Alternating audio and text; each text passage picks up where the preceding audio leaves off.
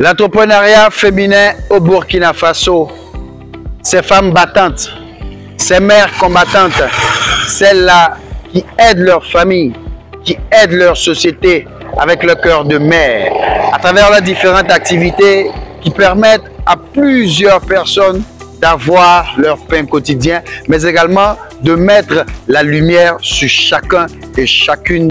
Nous allons plonger dans ce numéro de Marco au cœur du complexe Africa Mousso avec maman Sandrine Folané, celle-là qui aujourd'hui est une entrepreneure à succès, mais également une promotrice événementielle qui valorise à travers sa cérémonie de récompense Africa Mousso les femmes battantes, combattantes, entrepreneurs d'Afrique en général et du Burkina Faso en particulier. Je suis Marco Faso, a.k.a. ambassadeur de Karpala. Bienvenue les gars.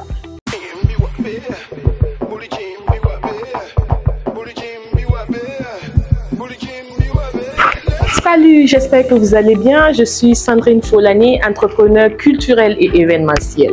Bienvenue au complexe Africa Mousso. Le complexe Africa Mousso existe depuis 2019 et nous avons dans le complexe, nous avons la cave à vin, nous avons les magasins de EGS événementiel, notamment où nous avons les matériels de décoration, nous avons les chaises, les tables, les chapiteaux et nous faisons la restauration. Donc, nous avons aussi un maquis. Pour ceux qui ne veulent pas boire du vin, ils peuvent s'asseoir au maquis. Et nous avons un shop. Voilà, nous avons une boutique pour les robes de mariée et accessoires de mariage, des sacs de la collection Africa Mousso créée récemment. Voilà. Ici, nous avons notre cave à vin.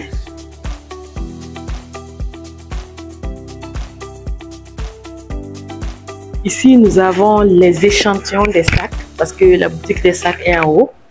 Oui, madame Sandrine Folané, dans ce micro de Marco, nous sommes à la partie où on veut tout découvrir sur votre événement Africa Mousso.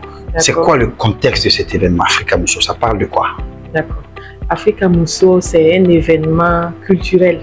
Voilà, Africa Mousso, c'est un événement de plus pour encourager le travail, le mérite de la femme battante. Voilà, c'est une cérémonie de distinction pour valoriser le travail, le parcours des femmes leaders, voilà, des femmes battantes du Burkina et d'Afrique. Voilà. Du Burkina et d'Afrique. Ça veut dire que c'est une cérémonie internationale. Bien sûr. Qui peut faire venir des femmes internationales. Voilà. Chaque année, nous avons des pays invités d'honneur. Cette année, par exemple, nous avons le Gabon et la Côte d'Ivoire. Donc, Gabon et Côte d'Ivoire. Voilà, super. D'où votre récent séjour au Gabon. Bien sûr. Vous avez pu détecter des pépites, dénicher des pépites. Bien sûr, c'est promettante. Beaucoup, elles rêvent de venir au Burkina Faso. Voilà, elles ont bien envie et elles promettent. Ça montre que l'événement est vraiment important. Exactement. Voilà, donc elles veulent aussi connaître le Burkina. Comme je le disais, c'est des partages d'expériences, de culture.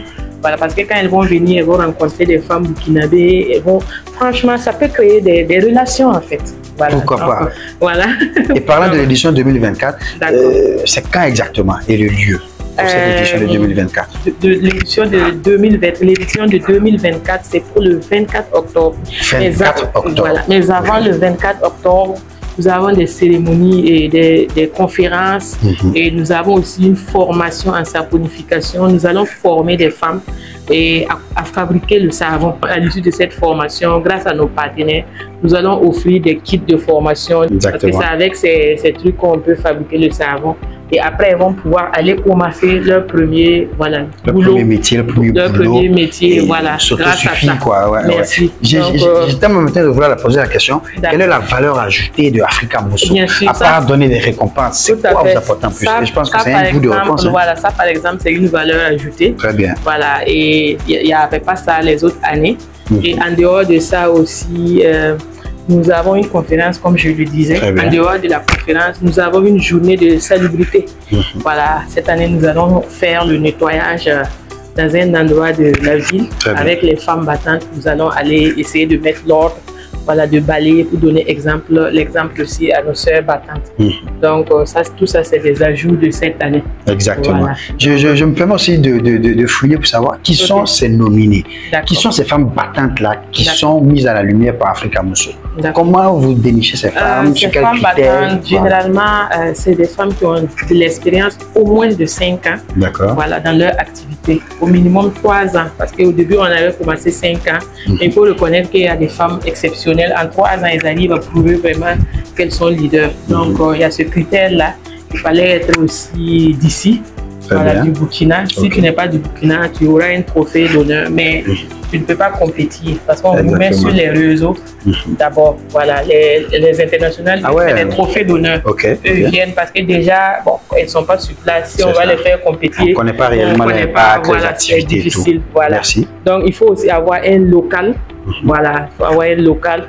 Parce que, bon, il faut dire, je suis entrepreneur, mais tu n'as pas de bureau, il faut employer. Parce qu'on veut le local, parce qu'il faut créer de l'emploi. Créer de l'emploi. Voilà, il y a des femmes qui emploient aujourd'hui 100 autres femmes, qui emploient 50 femmes, qui emploient 20 femmes, 5 femmes.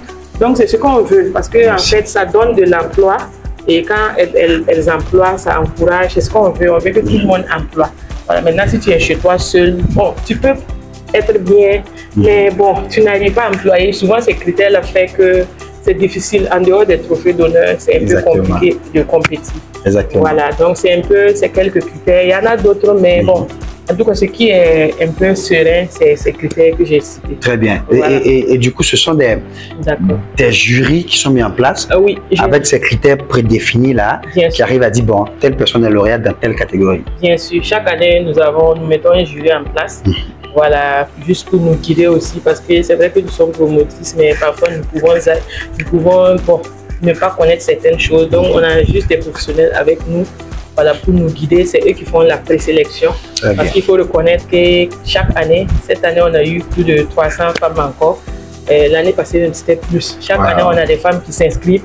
Mais dans ces 300 femmes, il faut dénicher les meilleures, ou disons, bon, avec les critères et puis faire le choix en fait. Donc, puis pouvoir amener les autres maintenant au jour de la cérémonie. Et dans ça, nous allons élire la première femme le jour J de l'événement. Voilà. Ça sera le sac suprême, quoi. Voilà, le sac suprême, le Sanampoaka, on appelle ça Sanampoaka. Sanampoaka qui veut dire? C'est le premier prix qui veut dire femme à nom en langue nationale. Voilà, généralement c'est accompagné. Voilà, en langue morée, voilà. Sanampoaka, voilà. Femme à nom. Donc, le mot aussi là, vous nous fatiguez à la fin. Non, ça va aller, on est ensemble. On va faire comment? C'est le Burkina qui gagne.